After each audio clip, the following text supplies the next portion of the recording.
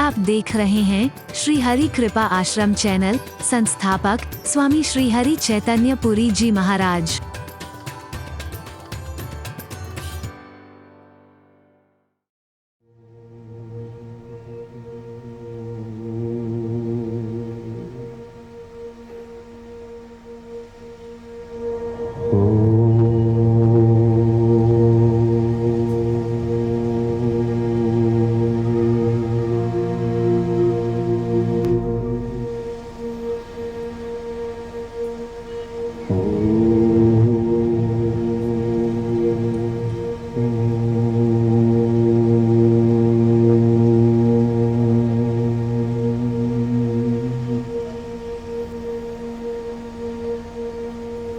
त्वमेव माता च पिता त्वमेव त्वमेव बन्धुः च सखा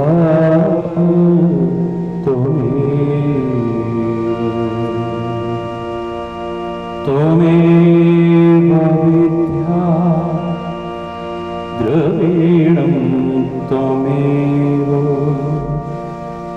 त्वमेव सर्वं मम देव त्वमेव सर्वं मम देव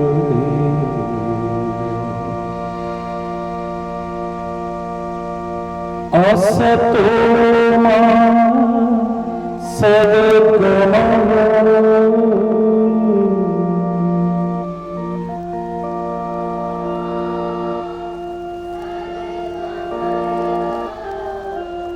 तमसो मा ज्योतिर्गमय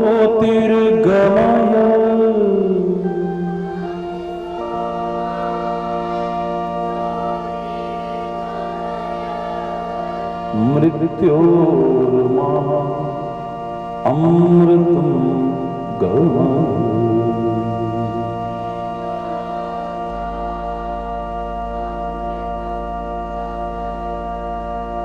ओम शांति शांति शांति।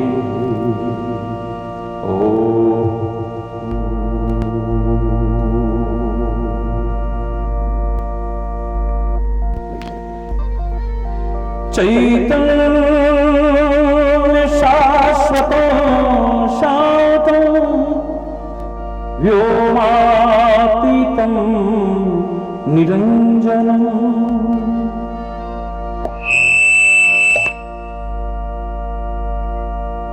नादबिन्दु कलातीतं तस्मै श्री गुरुवे नमः। तस्मै श्री गुरुवे नमः। ओम शांति शांति शांति। जय जय राधा रमण हरि बोल। जय जय राधा रमण हरि बोल। जय जय राधा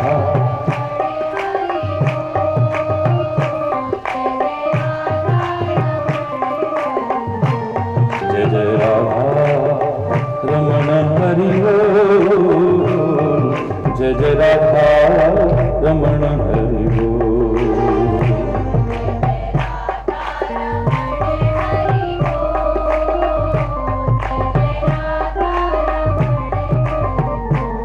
जय जय राधा रमण हरि बोल।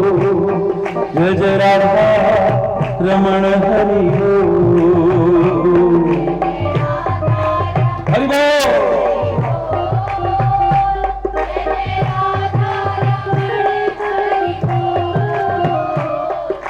जय जय राधा रमण हरि बोल। जय जय राधा रमण हरि बोल। जय जय राधा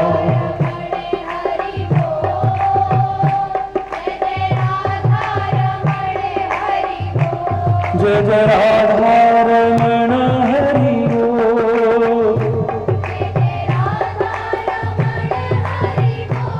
जय जय राधा रमण हरि बोल। जय जय राधा हरि बोल। हरि बोल। हरि बोल। हरि बोल। हरि बोल। हरि बोल। जय जय राधा रमण हरि बोल। जय जय राधा रमण हरि बोल। जय जय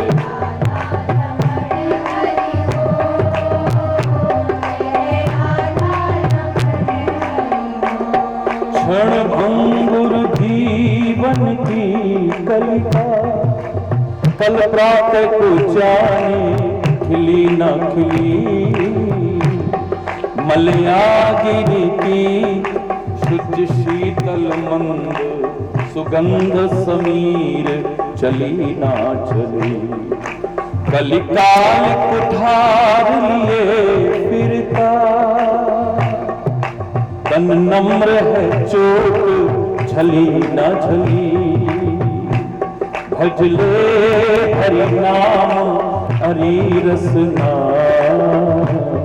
फिर अंत समय को हिली नाही। जय जय राधा रमण हरि बोल। जय जय राधा रमण हरि बोल। जय जय राधा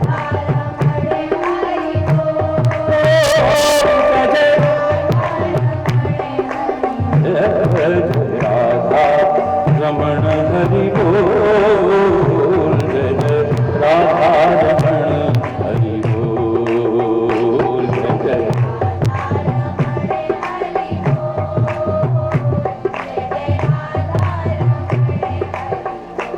हरि बोल।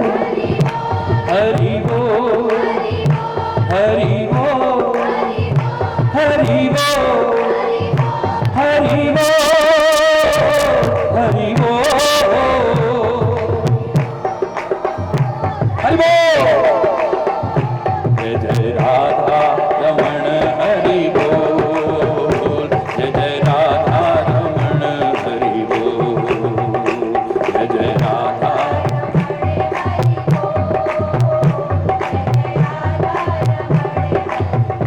जय जय राधा रमण हरि बोल। जय जय राधा रमण हरि बोल। जय जय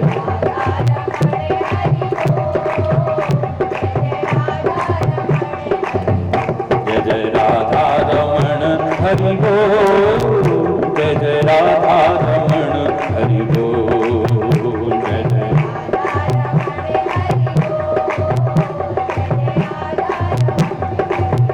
हरि बोल।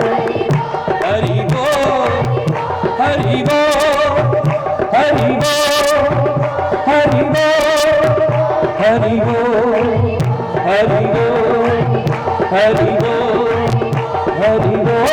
बोल। हरि बोल। हरि बोल। हरि बोल। हरि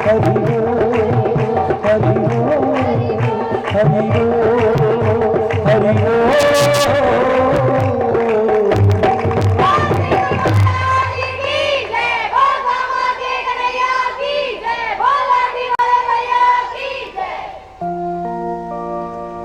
हरि हरि बोल। हरि बोल।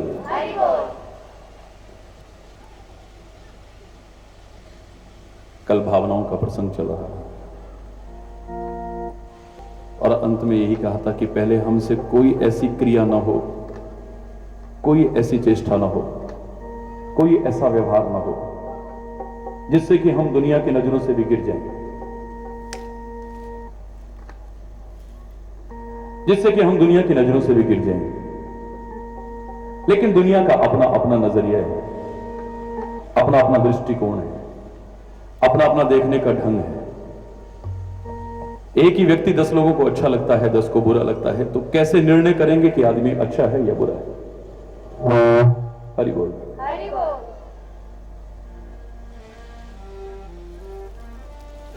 हरि बोल। कैसे निर्णय करेंगे हम? हमें कोई ऐसी कोशिश नहीं करनी, ऐसी कोई चेष्टा नहीं करनी, ऐसा कोई व्यवहार नहीं करना, ऐसी कोई क्रिया नहीं करनी जिससे कि दुनिया की नजरों से भी गिरे।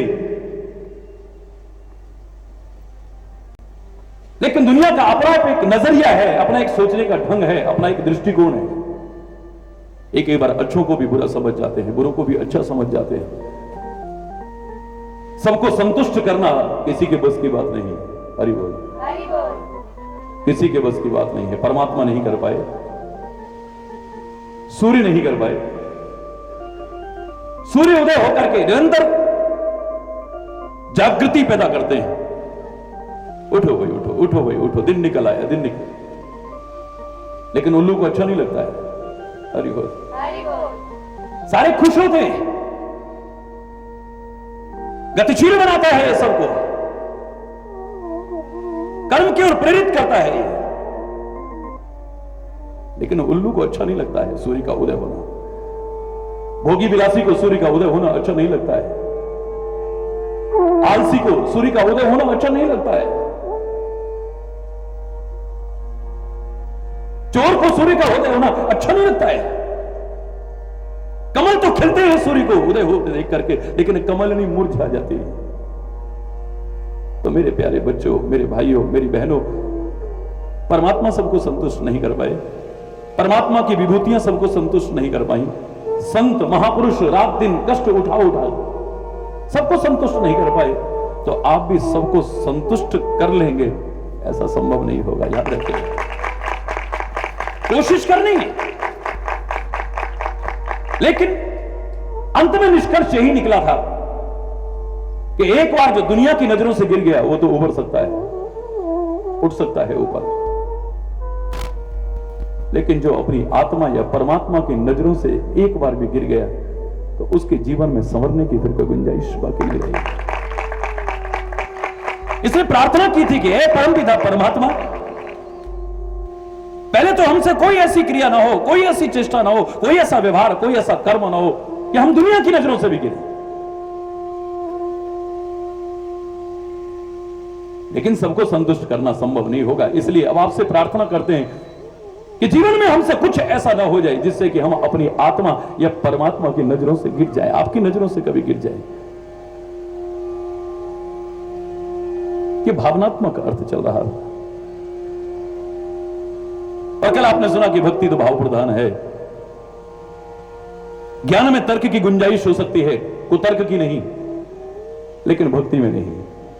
अब कोई प्रश्न करे कि छोटे से कपड़े के टुकड़े में क्या सारा देश घुसा है? जो इसका सम्मान सारे राष्ट्र का सम्मान माना जाता है और इसका अपमान सारे राष्ट्र का अपमान माना जाता है। कोई अगर प्रश्न करे कि इस पोथी में, इन कागज के पन्नों में क्या गुरु महाराज है? तुम्हारी निगाह में पोथी हो सकती है, तुम्हारी निगाह में कागज के पन्ने हो सकते हैं, लेकिन मेरे सिख भाइयों के या मेरे या जो श्रद्धा रखते हैं उनकी निगाह में तो सीधी सी बात है, गुरु ग्रंथ जी मान्यो प्रगट गुरा की देह, वो तो साक्षात गुरु का शरीर है। यही सोच करके सिर नवाते हैं और उस दरबार से क्या प्राप्त नहीं कर लेते हैं। आपकी निगाह में पत्थर होगा, आपकी निगाह में मूर्ति होगी, आपकी निगाह में एक तस्वीर होगी, लेकिन एक श्रद्धालु की भावना है कि परमात्मा है। और कल मैंने आपसे यहां तक कहा कि किसी ने पूछ कि इन पत्थरों में भगवान कहां से आ जाएगा, तो मैंने पूछा था कि आप ही बता दीजिए भगवान कहां होता है। परमात्मा तो सर्वव्यापक है महाराज जी, कण कण में व्याप्त है, जर्रे जर्रे में व्याप्त है। तो फिर ये मूर्खतापूर्ण प्रश्न क्यों है कि मूर्ति में भगवान कहां से आ गया, इसमें ऐसा कहां से आ गया? अरे अगर वो सर्वव्यापक है, कण कण में है, जर्रे जर्रे में है, तो मूर्ति भी उससे अलग नहीं है, वो भी उसी जर्रे जर्रे में आती है, कण कण में आता है। तो तेरे अनुसार भी मूर्ति में भी भगवान होना चाहिए, ये तो अपने आप सिद्ध हो गया है। मेरे को कहने की क्या आवश्यकता है? मूर्ति में भी भगवान, ये तेरे अनुसार भी सिद्ध हो चुका है। हाँ, मैंने नहीं कहा कि मूर्ति में ही भगवान होता है, तो कि ही में और भी में there is lots of difference. ये तो तेरी भावना से भी सिद्ध हो चुका है। अगर वो सर्वव्यापक है तो उसमें क्यों नहीं है? ये भक्ति भाव प्रधान है, चाहे राष्ट्र भक्ति हो, प्रभु भक्ति हो, मातृपितृ भक्ति हो, गुरु भक्ति हो, यहां भावनाओं का खेल है। भावनाएं शुद्ध होनी चाहिए। सामने की हर वस्तु, हर प्राणी, हर पदार्थ हमें वैसा ही नजर आएगा जैसी हमारी भावना होगी। और कल अनेक उदाहरण आपने सुने, एक छोटा सा उदाहरण सुना रहा हूं आपको। हरि बोल, जोर से और जोर से। एक छोटा सा उदाहरण, परमात्मा श्री राम लंका में समुद्र के किनारे लेटे हुए हैं और अचानक निगाह जाती है आकाश की ओर। पूर्णिमा का दिन, पूर्ण चांद खिला हुआ है। कितना शीतल चंद्रमा है, कितना उज्जवल चंद्रमा है।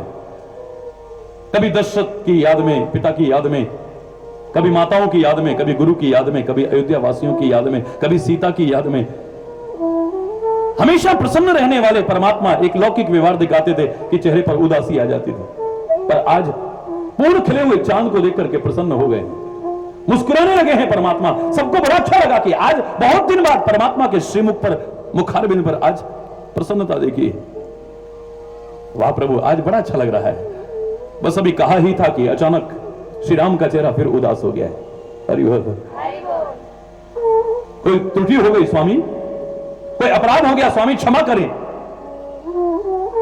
हमने तो यूं ही कहा, आप अच्छे लग रहे थे आज मुस्कुराते हुए, पर आप अचानक उदास हो गए। ये हमारा कहने के कारण तो नहीं हुआ कहीं?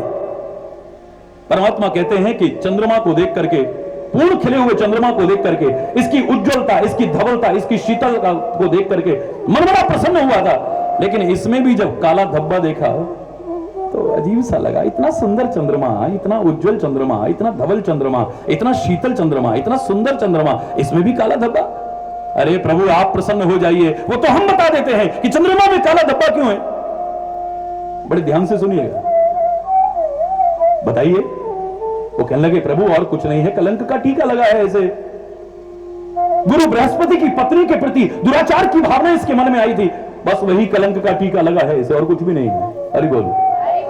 दूसरा बोला नहीं प्रभु आप प्रसन्न हो जाइए, पर चंद्रमा में काला धब्बा क्यों है, इसका कारण तो कुछ और है, वो मैं बताता हूं। आप बताओ भाई, चंद्रमा में काला धब्बा क्यों है? बोले स्वामी और कोई कारण नहीं है, चंद्रमा सबसे सुंदर है ना, ये विधाता की सर्वोत्कृष्ट कृति है। ये विधाता ने ममत्व बुद्धि रखते हुए सोचा इसे नजर न लग जाए, इसलिए काला टीका लगा दिया है, इसमें और कुछ भी नहीं। सवाल। हरि बोल, हरि बोल, जरा जोर से बोलो ना। तो मैं बता देता हूं आपको, ये गलत कह रहे हैं। अच्छा आप बताइए तो जरा, चंद्रमा में काला धब्बा क्यों है? हरि बोल। बोला प्रभु विधाता ने जब सारी सृष्टि का निर्माण किया तो सबसे सुंदर बनाया कामदेव को, तो उसकी पत्नी भी बहुत सुंदर हो। उस रति का, कामदेव की पत्नी रति का जब मुख निर्माण करने लगे तो बोले सामग्री कहां से लूं इसे बहुत सुंदर बनाने के लिए। अचानक ध्यान आया कि मेरी सृष्टि में चंद्रमा सबसे सुंदर है, चलो उसका सार भाग ले लेता हूं।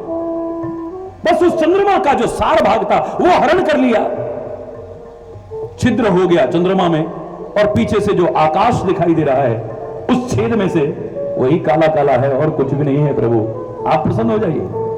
चौथा बोला नहीं प्रभु मैं बताता हूं चंद्रमा में काला धब्बा क्यों है, लेकिन आप प्रसन्न हो जाइए, इसका कारण तो कुछ और है।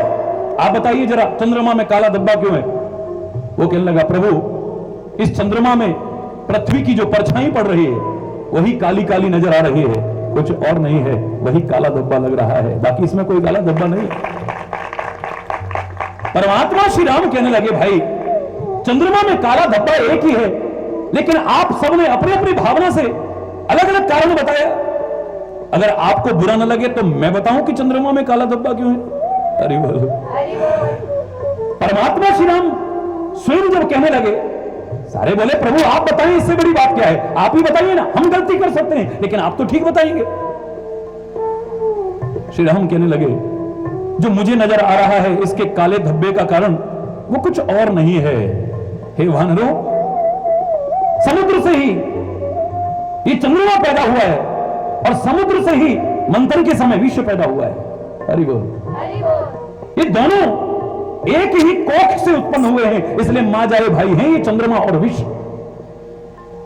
तो चंद्रमा ने अपने प्यारे भाई विष को अपने हृदय में निवास दे रखा है। वही विष जो इसके अंदर बसा हुआ है वो काला काला नजर आ रहा है, और इसका प्रत्यक्ष प्रमाण है कि ये जो जहर इसके अंदर भरा हुआ है उसी से जो अपने प्रियजनों से दूर रहते हैं ये उनको सताता है। उन्हें सारी सारी रात नींद नहीं आती, वो तारे और चांद देख देख करके अपनी रात निकाल देते हैं। इसके अंदर जो जहर बसा है उसी के कारण ऐसा होता है, और कोई कारण नहीं है। सबने कह दिया, प्रभु ने कह दिया, अब किसी के बताने की क्या आवश्यकता थी? सबकी निगाह गई, हनुमान चुपचाप बैठा हुआ है। हरि बोल। समझदार लोग बहुत कम बोलते हैं, और जब आवश्यकता होती तब बोलते हैं, और जितनी आवश्यकता होती है उतना ही। हाँ, मैंने एक बार कहा था कि न कभी कंजूस बनो न कभी उड़ाऊ बनो। हरि बोल। ये किसी भी क्षेत्र में अपनाना इसे, न जीवन में कभी कंजूस बनना और न कभी उड़ाऊ बनना। कंजूस का तात्पर्य जो आवश्यक को भी खर्च नहीं करता है उसे क्या कहते हैं? जो आवश्यक है वो भी खर्च ना करे उसे कंजूस कहते हैं, और जो अनावश्यक खर्च करता रहे उसे उड़ाऊ कहते हैं। मित व्ययता को अपनाना, इकोनॉमिकल होना, ये कंजूसी? बोलिए, ये कंजूसी नहीं। अब इसे खाली धन के मामले में मत अपनाइएगा। धन के मामले में, बोलने के मामले में, आपस में संबंध बनाने के मामले में, व्यवहार किसी से करने के मामले में इस सिद्धांत को अपनाइए। न कभी कंजूस बनिए, न कभी, जब आवश्यकता हो चाहे जितना खर्च कीजिए। हरि बोल। और आवश्यक ना हो तो एक पाई भी खर्च बोलो ना। जब आवश्यकता हो तो खूब बोलिए। आपके महाराज जी 18-18 घंटे बोलते हैं। हरि बोल। कम बोलना चाहिए। महाराज जी तो सारा दिन बोलते हैं। बोलो, लेकिन कम से कम ऐसा मत बोलो जिससे कि हंसता खेलता वातावरण कटुता परिपूर्ण हो जाए, अशांति पैदा हो जाए, कला कलेश पैदा हो जाए, लड़ाई झगड़ा पैदा हो जाए, एक विवाद पैदा हो जाए। ऐसा बोलने की कोशिश मत करो। बोलिए ना, आवश्यकता हो चाहे जितना बोलिए ना। जहां जरूरत हो वहां तो आप चुप खड़े हो जाए, और जहां आवश्यक ना हो वहां पर बोलते ही चले जाए। ऐसे उड़ाऊ मत बनिए। इस जबान से एक शब्द भी व्यर्थ में बोलिए, अनावश्यक एक शब्द मत बोलिए, और आवश्यकता पड़े चाहे जितना बोलिए। अनावश्यक किसी से संबंध मत बनाइए। संबंध बनाना बड़ा सरल है, लेकिन निभाना, हरि बोल, बनाने को तो चाहे जितने संबंध बनाते जाओ। इसलिए मैंने बहुत पहले कहा था, आपने कई बार सुना भी है, इसे पुनरावृत्ति लगेगी, लेकिन बात आई है तो कह रहा हूं कि उतना मत खाओ जितना खा सकते हो, उतना खाओ जितना पचा सकते हो, उतना किसी से संबंध मत बनाओ जितना बना सकते हो, उतना बनाओ जितना निभा सकते हो। बनाने को तो चाहे जितने संबंध बनाओ, लेकिन निभा ना पाओ तो ऐसे संबंध बनाने का फायदा क्या है?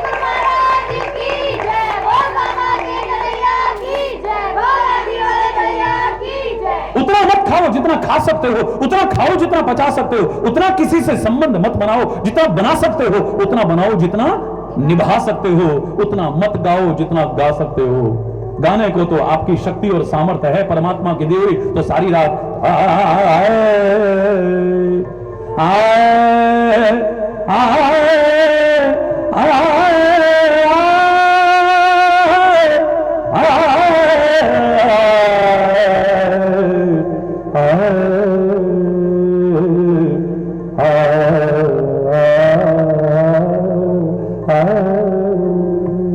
आंखें बंद की सारी रात गाते रहे।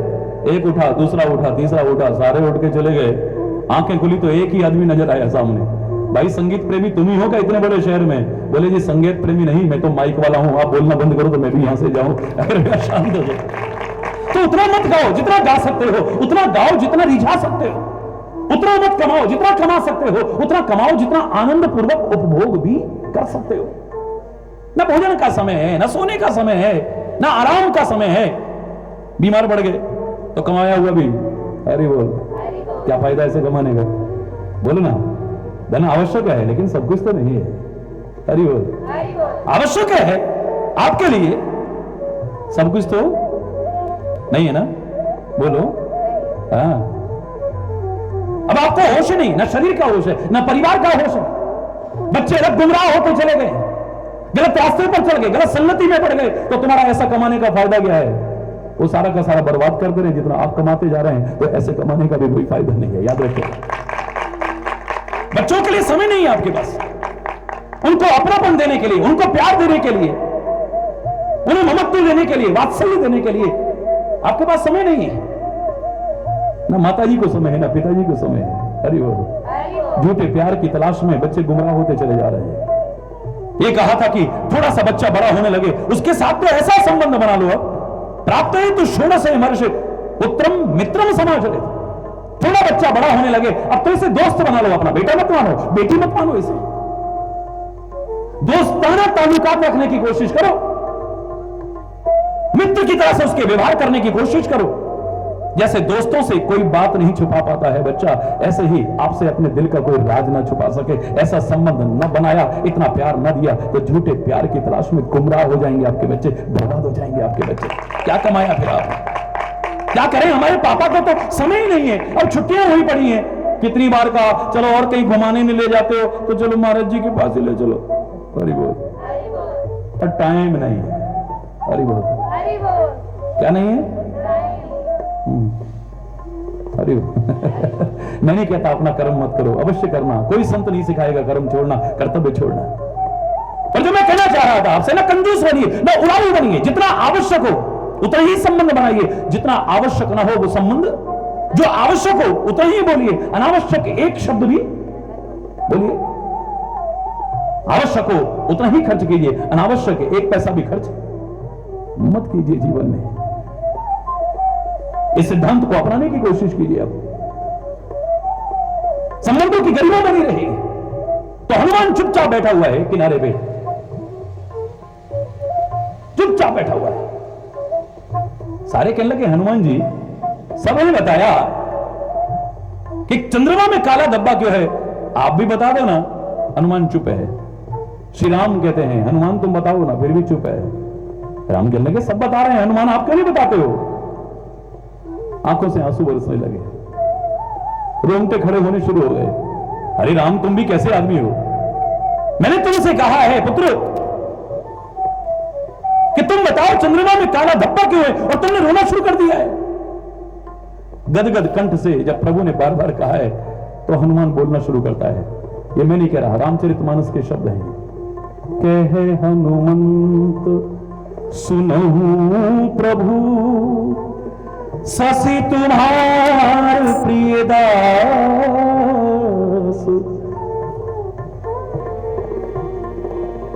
कहे हनुमंत सुनो प्रभु ससी तुम्हार प्रियदास। हे स्वामी जैसे मैं आपका प्रिय सेवक हूं ना, मुझे तो लगता है ये चंद्रमा भी आपका प्यारा सेवक है। मैंने पूछा चंद्रमा में काला धब्बा क्यों है, और तू कह रहा है कि सेवक है। यही तो बता रहा हूं हे स्वामी, आपका सेवक होने के नाते जैसे आपकी सांवली मनोहारी मूर्ति मैंने अपने हृदय में विराजमान कर रखी है, मुझे लगता है आपका सेवक होने के नाते इस चंद्रमा ने भी आपकी सांवली मनोहारी मूर्ति अपने हृदय में विराजमान कर रखी है, और कुछ नहीं।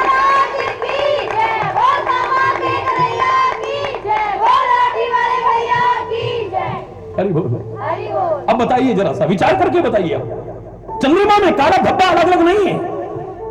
चंद्रमा का काला धब्बा एक है, लेकिन किसी को कलंक का टीका नजर आ रहा है, किसी को नजर न लग जाए इसलिए टीका लगा हुआ नजर आ रहा है, किसी को उसमें पृथ्वी की परछाई नजर आ रही है, स्वयं परमात्मा को उसमें विष नजर आ रहा है, जहर नजर आ रहा है,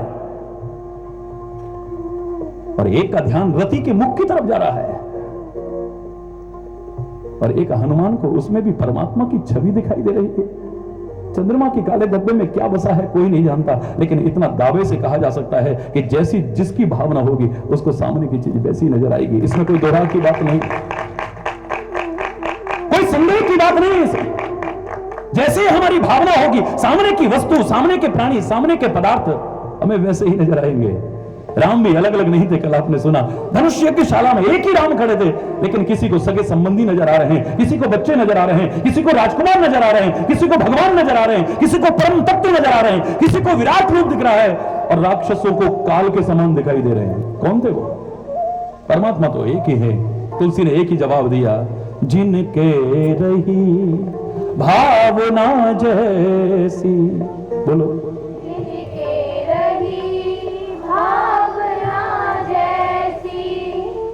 हरि मूर्ति देखी तिन तैसी।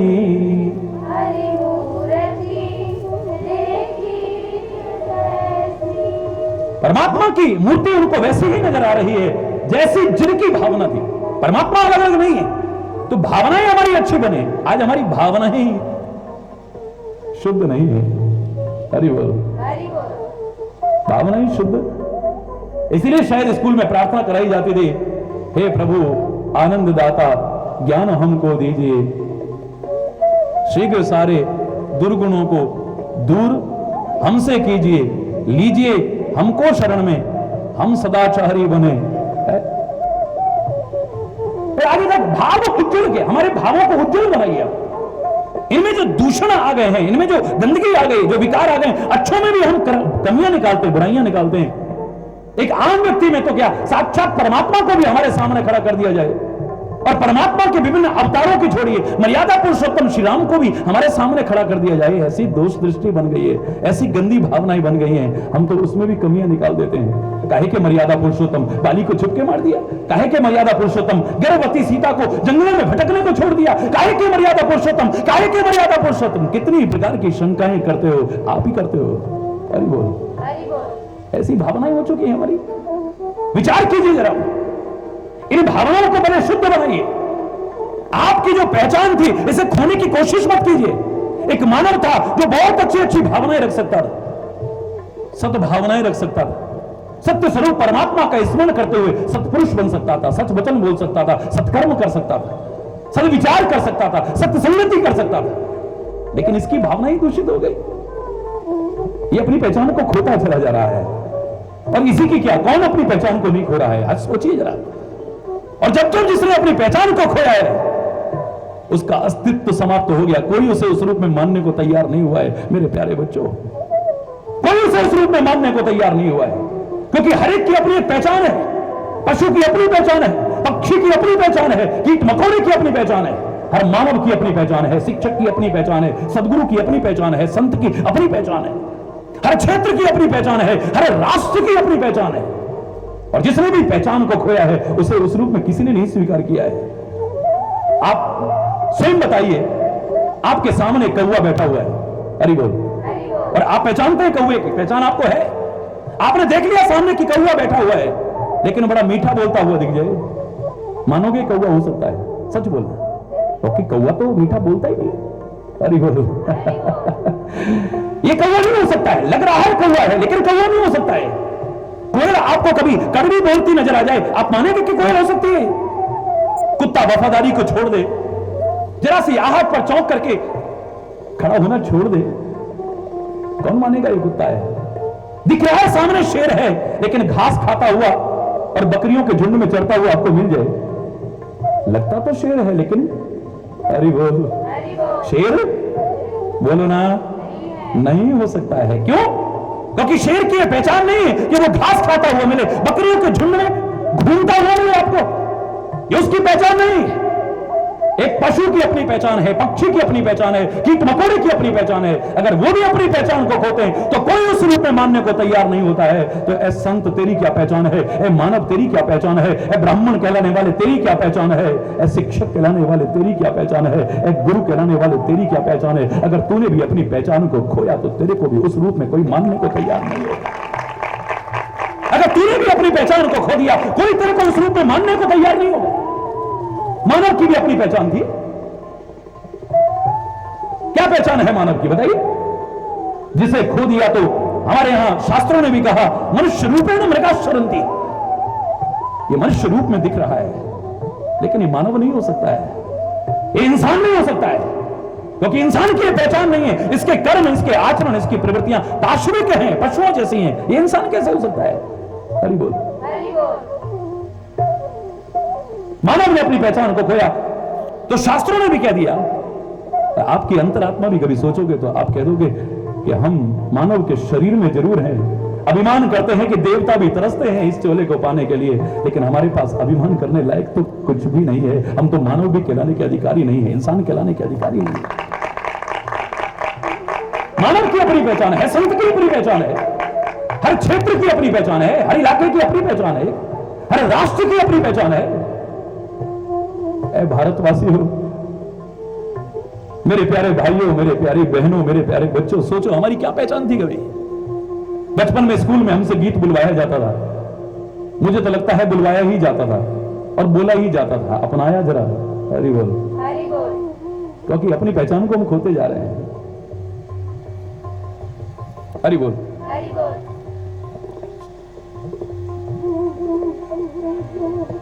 है प्रीति जहां की रीति सदा हो,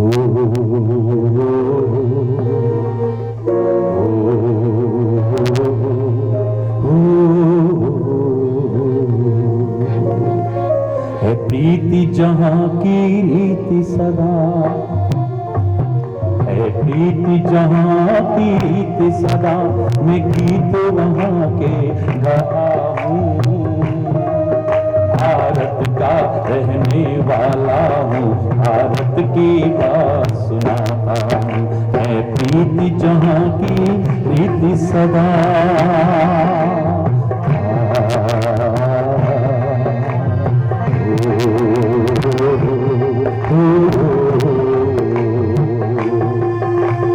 प्रीति जहां की रीत सदा, मैं गीत वहां के गाता हूँ, भारत का रहने वाला हूँ, भारत की बात सुनाता हूँ, है प्रीति जहां की रीति सदा।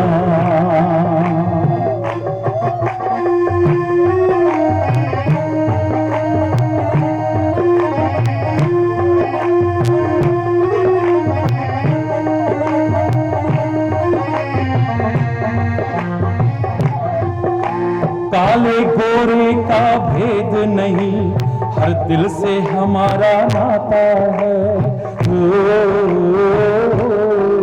काले गोरे का भेद नहीं, हर दिल से हमारा नाता है, कुछ और न आता हो हमको, हमें प्यार निभाना आता है, कुछ और न आता हो हमको, हमें प्यार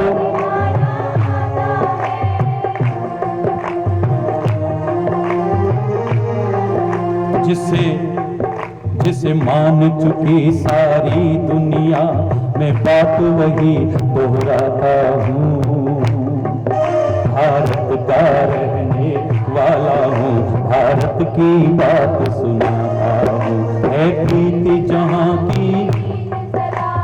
आप भी भारत में रहते हैं ना, मेरे साथ ही रहते हैं, मेरे भाई हैं ना, मेरी बहनें हैं ना, तो सारे बोलो ना, है प्रीति जहां की रीति सदा, गाता हूँ, भारत का रहने वाला हूँ, भारत की बात है प्रीति।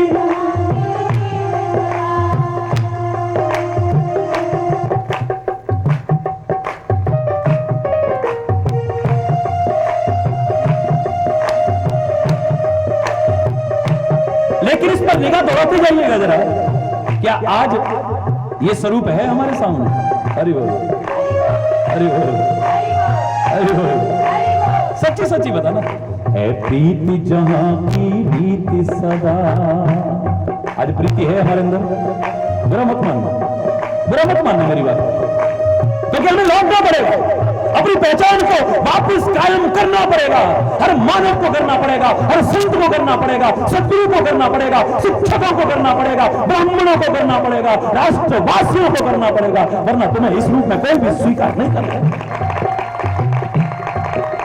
भाई भाई में प्यार नहीं, भाई भाई में प्यार नहीं, पति पत्नी में प्यार नहीं है, माँ बाप बच्चों में प्यार नहीं है, एक दूसरे में प्यार है ही नहीं। जब देखो एक दूसरा लड़ने को तैयार है, एक दूसरे का अपमान करने को तैयार है, एक दूसरे की बेइज्जती करने को तैयार है, एक दूसरे को आगे बढ़ते देख करके उसकी टांग खींचने को तैयार है। मैं कटु नहीं बोल रहा हूं, मैं नहीं कह रहा कि मैं कटु सत्य बोल रहा हूं, ये कटु नहीं, आज तो सत्य है। अरे बोल है ना, सारे बोलो, शर्म मत करो, है ना, ये आज यही है ना, तो लौटो ना इस पे, किस पे, है प्रीत जहां की रीत सदा, है प्रीत जहां की रीत सदा, मैं गीत वहां के गाता हूँ। भारत का रहने वाला हूँ, भारत की बात सुनाता हूँ। है प्रीत जहां की रीत सदा।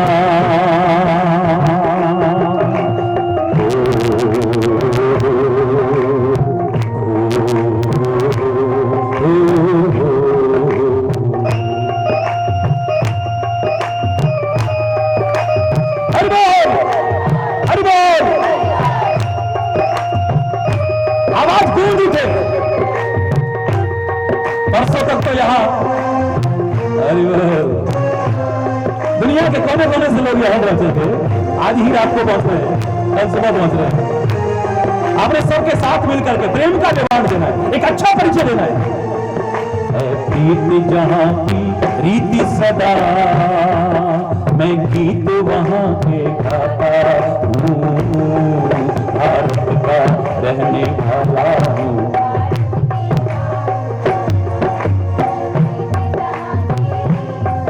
काले घोरे का भेद नहीं, उससे हमारा नाता है। ओ काले घोरे का हर दिल से हमारा, अगर नहीं है तो रख लेना मेरे बच्चों। कुछ और न आता हो हमको, हमें प्यार निभाना आता है। ओ कुछ और न आता हो हमको, हमें प्यार निभाना आता है, आता है। अंदर अंदर प्रश्न करते जाइएगा जरा। कुछ और न आता हो हमको, हमें प्यार निभाना आता है। ओ कुछ और न आता हो हम,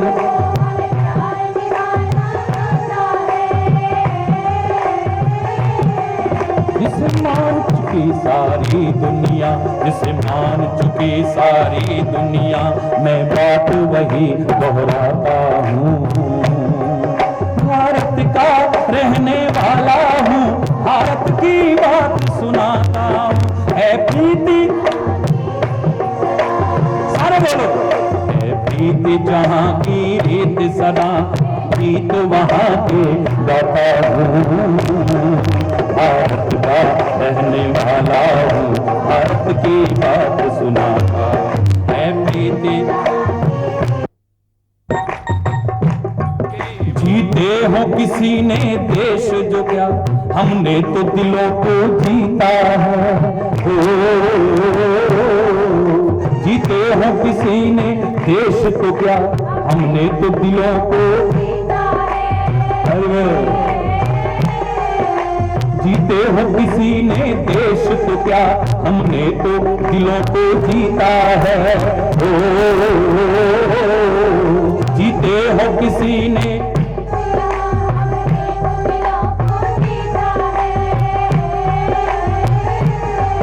जहाँ राम अभी तक है नर में, नारी में अभी तक सीता है। ओ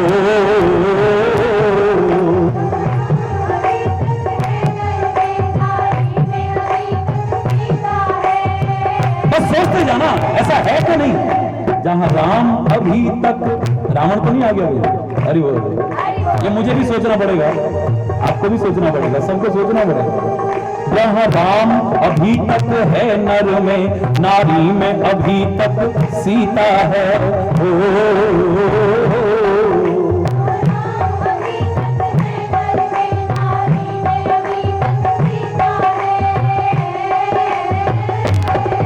इतने पावन है लोग जहाँ, इतने पावन है लोग जहाँ, मैं शीश झुकाता हूँ। भारत का रहने वाला हूँ। है प्रीत जहाँ की रीत सदा, है प्रीत जहाँ की रीत सदा, मैं गीत वहाँ के गाता हूँ। भारत का रहने वाला हूँ, भारत की बात सुनाता हूँ। है प्रीति।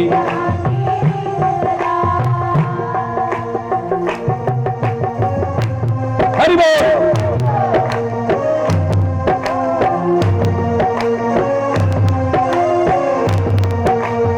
देखो हमारे देश की ममता को, क्या बात है, आज वो ममता पता नहीं कहां चली गई है। लौटाओ, अपनत्व के रिश्तों को वापस लाओ, आपसी प्यार और सद्भाव को वापस लाओ। और वर्तमान समय की ये पुरजोर मांग है, जो संकट के बादल मंडरा रहे हैं, ऐसे में भूल जाओ सारी संकीर्णताओं को, भूल जाओ सारे मतभेदों को, और आपस में एक होकर के इस राष्ट्र की रक्षा के पृष्ठ पर मिलजुल करके रहो।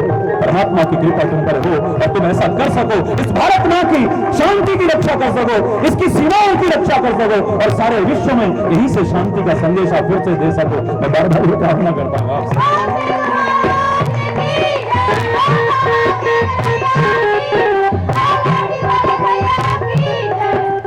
यहां आपस में एक दूसरे से भाई बहन का रिश्ता,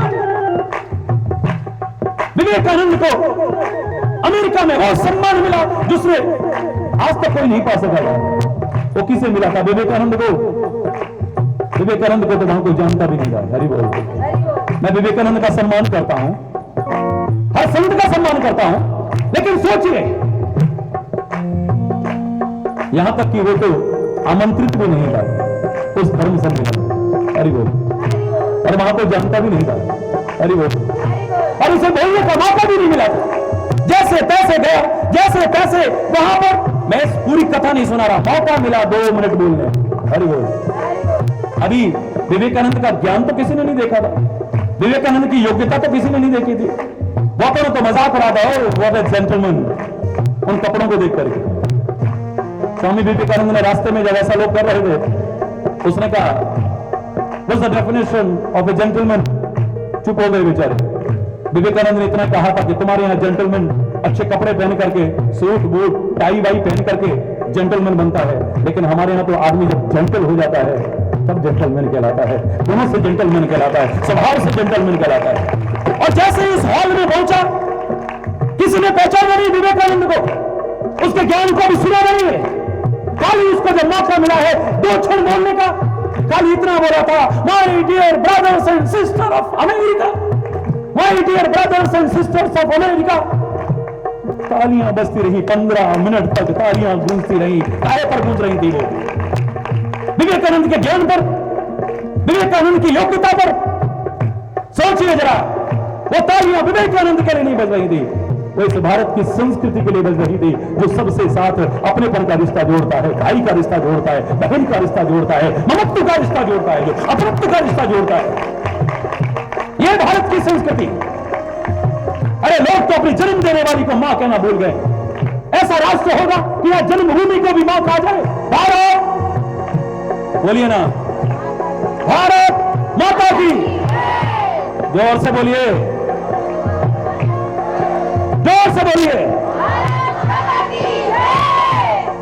जहां जन्मभूमि के साथ मां कहा जाए, जहां पर नदियों को मां कहा जाए, जहां पर पशुओं में गौ इत्यादि को मां कहा जाए, जहां पर पुस्तकों में गीता इत्यादि को मां कहा जाए, जहां पर मंत्रों को भी गायत्री इत्यादि को मां कहा जाए। कमाल है। पौधों में तुलसी इत्यादि को मां कहा जाए, जहां पेड़ पौधों को मां कहा जाता हो, नदियों को मां कहा जाता हो, पाषाणों को मां कहा जाता हो, शंकर को कंकर कंकर में देखने की संस्कृति हो, ऐसी संस्कृति दुनिया में कहां मिलेगी यार?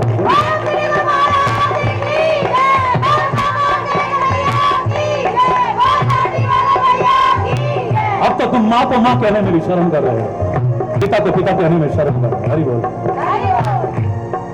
इतनी ममता जहां नदियों को भी माता कह के बुलाते हो,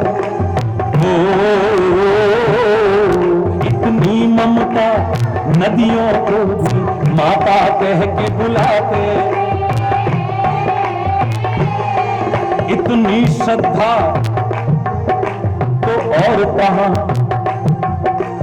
पत्थर भी पूजे जाते हैं। इतनी श्रद्धा और कहां जहां पत्थर। हालांकि मैं नहीं कहता कि पत्थर पूजे जाते हैं, परमात्मा को पूजा लोगों की निगाह में। देखो कितनी महान संस्कृति है। या कंकर को भी शंकर माना जाता है, जर्रे जर्रे में उस परमात्मा के दर्शन किए जाते हैं। आज तो हम इंसानों में नहीं कर पा रहे, इनका दिल दुखाते हैं, इनको मारने की, इनकी हिंसा करने की कोशिश करते हैं। लौटे अपनी संस्कृति की हो। इतनी ममता माता कह के बुलाते हैं, इतनी ममता जहां नदियों को,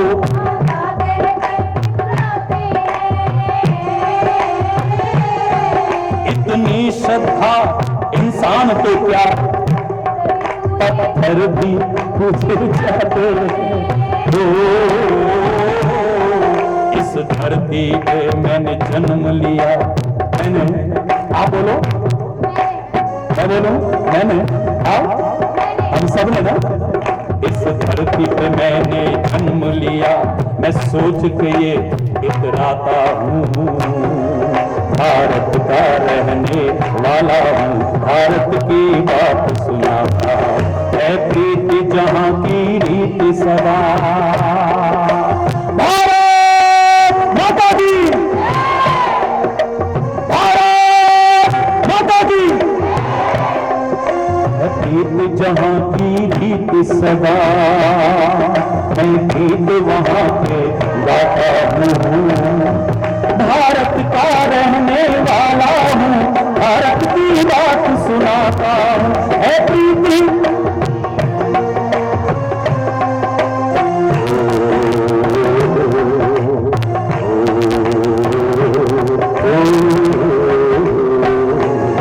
मिले सुर मेरा तुम्हारा, ये सुर बने, जरा मिलके बोलो।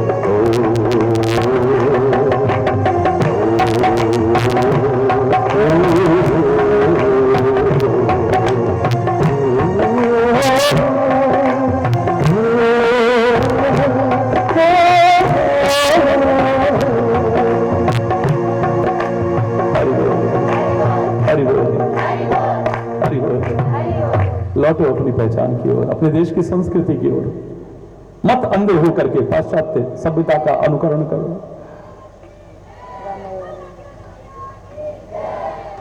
मत अंधे होकर के पाश्चात्य संस्कृति को भागो, अपने देश की संस्कृति को पहचानो, इन मर्यादाओं को पहचानो। सारी सृष्टि उस परमात्मा की है, सारी भूमि उस परमात्मा की है, इसमें कहने में कोई संदेह नहीं है। खाली भारत ही परमात्मा का नहीं है, सृष्टि का कल कल परमात्मा का है। वो परमात्मा भी कोई अलग अलग नहीं है, अल्लाह वाहिगुरु खुदा कोई अलग अलग नहीं है। मेरे प्यारे बच्चों, मेरे भाइयों, मेरी बहनों, लेकिन उसके बाद भी इतिहास साक्षी है, परमात्मा तक जिस भूमि पर अवतार लेने के लिए तरसता हो, इस भारत भूमि की महिमा को कौन कम कर सकता है। परमात्मा भी जहां बार बार अवतार लेकर के आने की तरसता है। मैं नहीं कह रहा कि सज्जन और देशों में नहीं होते, सज्जन संत और देशों में नहीं होते, महापुरुष और देशों में नहीं होते, पर कितने अवतार यहां हुए, कितने हैं, गिनना भी भूल जाएंगे। अवतार का तात्पर्य ही नहीं जानते हम लोग। अवतार का तात्पर्य अवतरण अर्थात नीचे उतरना। हरि बोल, हरि बोल, हरि बोल।